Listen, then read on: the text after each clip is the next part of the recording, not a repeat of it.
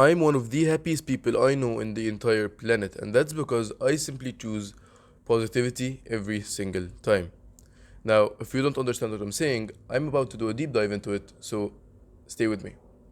I was talking to my friend a few days ago, and he was telling me I was just playing video games with him. I was just playing video games on calls with him most of the time, and he was telling me, well, he wasn't telling me, I just picked up on a negative presence. I just picked up on something negative, like negative frequencies coming from him to me. I didn't know what they were at first, and I just thought I was overthinking it. It was probably something in my mind, not his. Until I realized it was getting out of hand, so I decided to talk to my other friend. And I told him, do you think this person is releasing negative frequencies or not? He told me, yes, I think he's actually releasing negative frequencies too. So then I realized that it just wasn't me overthinking, it was actually something that was happening, and I was actually picking up on it. So I realized that if someone was actually releasing negative frequencies next to you, you will start picking up on those negative frequencies too. So I talked to that friend. I talked to that friend who I thought was releasing negative frequencies, and I told him, what do you think is making you release these negative frequencies? Or do you think you're even releasing those negative frequencies in the first place? He told me, yes, I actually felt that I was releasing those negative frequencies from a long time ago. I just wasn't sure if it was true. So when I told him, I confirmed it, and he realized that he was actually doing it. I told him, what do you think might be releasing those negative frequencies to you right now? What do you think might be giving you those negative frequencies, and what do you think is making you give them to me? He told me the reason he's getting those negative frequencies is because his family is negative most of the time. They see most things happen, and they always choose negativity. They never choose positivity. They don't even see the positivity. So, because everyone around him is negative, that negativity is latching onto him. So, when he talks to me or when he talks to my other friend, he's always negative. And we sense that. Because people always sense the state you're in, people always sense the frequencies you're releasing. That's why when you see a positive person beaming with excitement, beaming with energy in the middle of a crowd of people, they're always huddled around him. He's always the center of attention. And that's simply because he's a positive person and people sense that positivity. People like that positivity. I've realized there's two ways you could attract people. And they kind of sound contradictory, but hear me out. The first one is when you're similar to people, you attract. The second one is when you're the opposite of people, you also attract. Isn't that just stupid? I'm contradicting myself. Well, no. It's because when you're similar to people, you're able to relate to them. You have the same things that they have. You're doing the same things that they do. You're being troubled by the same things they're being troubled by. So you can relate to them. So you bond. You bond over the thing that you relate. The thing that you relate with. The second one is the opposite. You know how opposite magnet poles attract? Like the South Pole attracts the North Pole? And it's the same thing with people. When people see something the opposite of them, they're always attracted to it. That's why the person who's out of the ordinary is always the person who's the center of attention. It's because he's something the opposite of other people. And when you're positive, people are attracted to that positivity because if you don't know, most people in the world are negative. Like I can actually tell you around 98 or 99% of people in the entire world are negative. They choose negativity most of the time and they don't choose positivity. That's why I was thinking to myself, how could I find all the people that were positive and put them together? And I couldn't find a way because they were all spread so thin until an idea came to mind. And I thought to myself, why not create a community? Why not create a community similar to social media that could actually group up those positive people that are spread thin throughout the entire world and make them bond together inside this community? So that's exactly what I did. I called it social media of positivity. It's literally in the name. It's a social media for people who are full of positive frequencies, people who want to bond with each other over positive things instead of bonding over negative things. I realized whenever I was talking to someone random, just a random Uber driver, I was sitting with my Uber driver and I really wanted to talk to him. I wanted to better my social skills. So I was like, why not talk to this Uber driver? I know my social skills will get better. I realized instantly the way I could bond with him was over something negative, and most of the time when I talked to that Uber driver, I bonded over something negative every single time. Not necessarily that Uber driver, just any person. That was just one example. I bonded over negative things every single time, and then it clicked in my mind. Why was I bonding over negative things? Why not bond over positive things? That would be better, right? Well, it would be better, but the reason I was bonding over negative things was because most people are negative, and I had to find a way to relate so that we could form a bond. So that I could form a bond with him, I had to relate to him.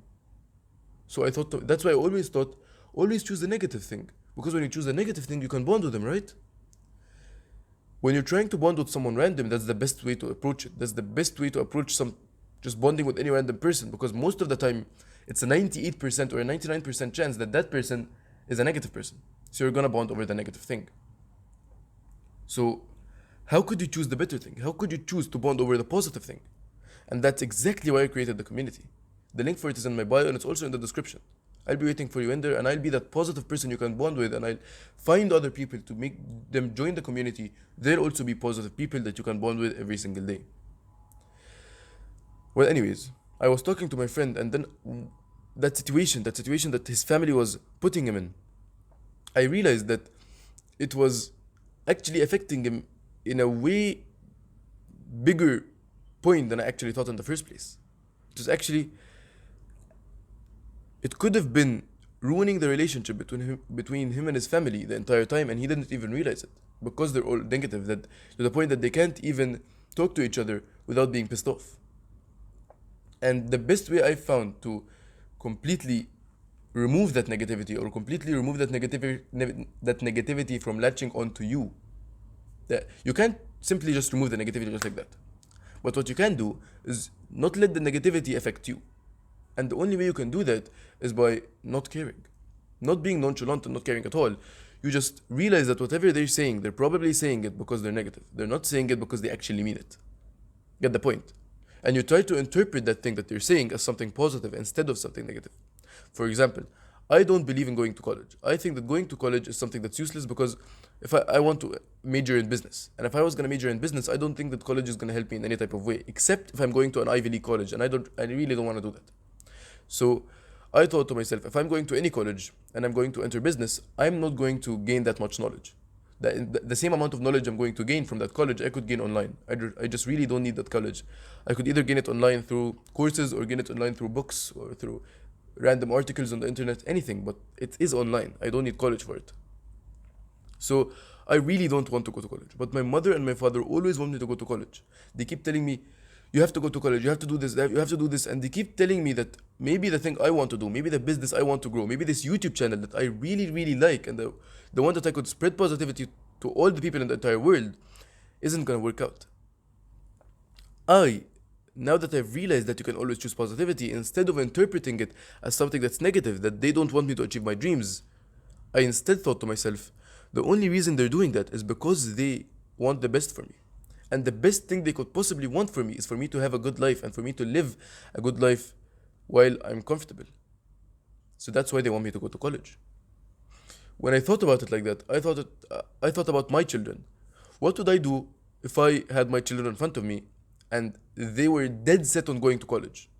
I would try to explain it to them, because I believe that going to college isn't worth it. And going to college, specifically if you're majoring in business, isn't useful at all. If you're majoring as a doctor, or if you're majoring as a lawyer, then sure, go ahead by all means, because you actually need to go to college to work that job. But if they were going anything else, if they wanted to major in anything else, most of the time you can just gain that online. If they really wanted to go to college, of course I'd let them, it's their choice, but I try to convince them of what I think is best. Exactly like my parents are trying to convince me of what they think is best. When I put it like that, and when I stated it like that in front of me, I realized that they really just want the best for me. They don't want anything other than the best for me. That's why they're doing this. That's why they're working so hard to try to convince me to do that. And then now, instead of that negative feeling I was getting whenever I entered the conversation with them, it started becoming a positive feeling. I started realizing that they really just want to do that because they care for me.